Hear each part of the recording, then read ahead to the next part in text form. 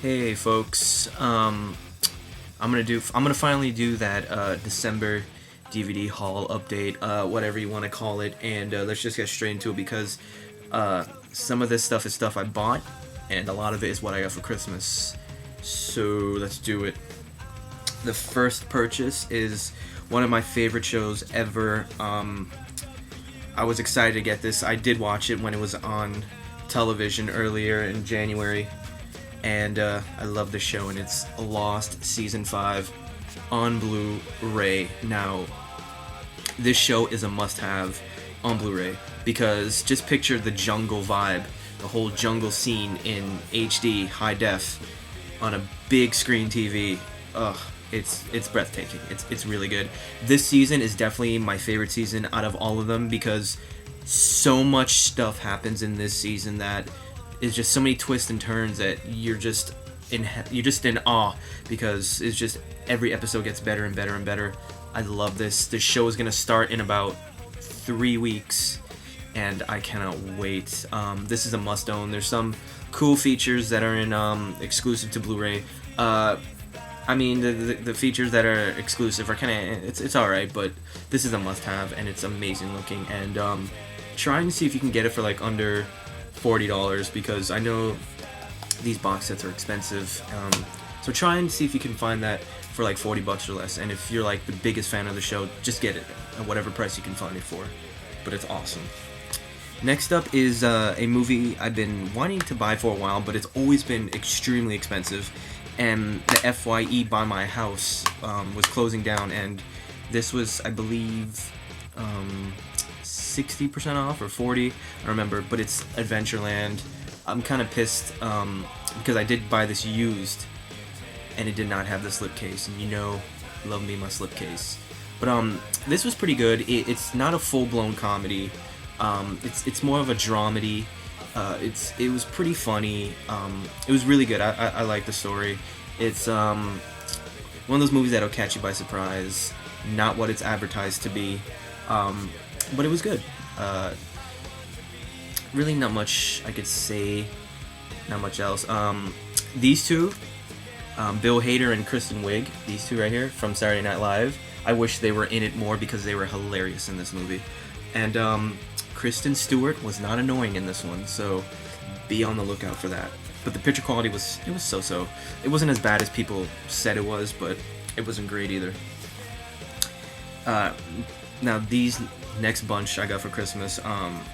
This one I'm not the biggest fan of the series, but I still wanted to see it anyways, and it was Harry Potter and the Half-Blood Prince with the cool cover, lenticular and all that stuff. It looked really, really good. It was definitely one of the better in the series. I think as the movies keep going, the better they get because they seem more darker and they're less cheesy. So that's cool. But I wish there was a lot more going on in this. I thought there was going to be a lot more action and much more suspenseful, but it actually really wasn't. But it was still good nonetheless. And shitload of features. I really want to watch the maximum movie mode, but I never get to those. But it looked great. So and I know this is like $20. I think all the Warner Blu-rays are $20 when they come out. So that's awesome. Those other studios need to get with the program. This next one is one I hadn't seen in the theater. Matter of fact, pretty much almost all of these I hadn't seen in the theater. And it's Night at the Museum, Battle of the Smithsonian, and I love this, the box art. I like how it's all shiny and shit and all that stuff. But this was good.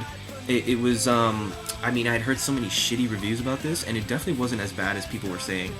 It was definitely funny. Hank Azaria, this dude right here, was pretty damn funny in this movie.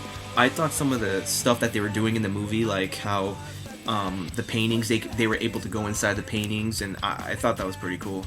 But yeah, it wasn't.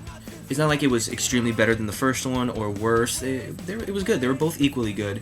I think maybe the first one was a little bit better, but this was still good. And Jonah Hill was pretty funny in the beginning too, so I wish there was more of him. This next one I did see in the theater, and I enjoyed it. And it's Terminator Salvation. Another one where I love the box art. It's got that embossed feeling to it. Really, really cool.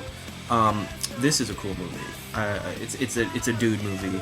It's explosions, chicks, deaths, more explosions, gunfire, all that shit. It's just really good. Yes, Christian Bale did overdo it in this movie, but I mean that's Christian Bale for you. And the unrated, or I should say the director's cut, is identical to the theatrical cut, except for you see Moon Bloodgood's side boob action in the rain. You do see a little boobage there, and for a whole, I don't know, 3 seconds, but I guess it's better to watch the director's cut how it's supposed to be. So it looked really good. Another one where I need to watch the movie mode with all the features and shit, but I never get to it. And this is a really fun movie. It's a bit long, but it's really, really cool. You should definitely check this one out. And I wish Bryce Dallas Howard right here was in it more. I mean, she was barely in it, and that's kind of a bit of a bummer because I think she's pretty cool. Next one, you might be surprised that I got this movie, but I did hear some good things, and it was Julie and Julia. Now, I'm down with any movie that has to do with food, because I love me some food. But this was pretty good. I think it was a little, I don't know, I didn't enjoy it as much as I thought I was going to. Don't get me wrong, it is very entertaining. Meryl Streep did do a fantastic job. I think actually Amy Adams did a really good job as well. This is more of a, it's hard to classify this as a comedy, and you can't really say it's a drama. So it's a bit weird. I don't really know what to classify this, but you know, if you want to see some great acting, check this out. Meryl Streep is fantastic, and if you want to watch a light movie, check it out. Okay, this next one is Public Enemies, and I was a little disappointed by this. I thought this was gonna be badass. This actually kind of reminded me of American Gangster. It's just I expected so much, so much more. Like, you got Johnny Depp and Christian Bale, and I was expecting a little bit more, but I don't know. I mean, it was good. Don't get me wrong, and it's a little long, but not as much action. But if you want to check out a good story, you should definitely check this out. It looked good. It didn't blow me away picture quality wise, but still looked good. And I don't know what else to say. Public Enemies.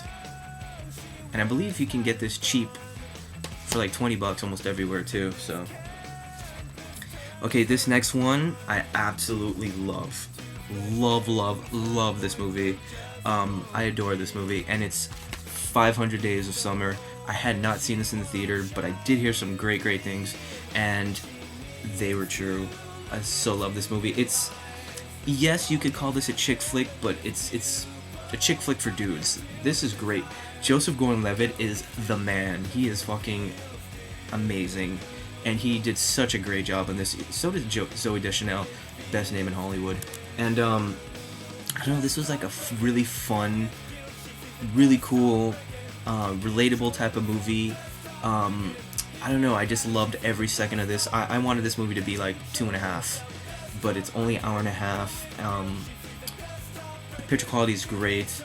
The one thing is, I think the trailer is a bit deceiving. When you watch the trailer, it looks like it's going to be a musical, but it's not a musical at all. So, don't let that discourage you. This is a fantastic movie.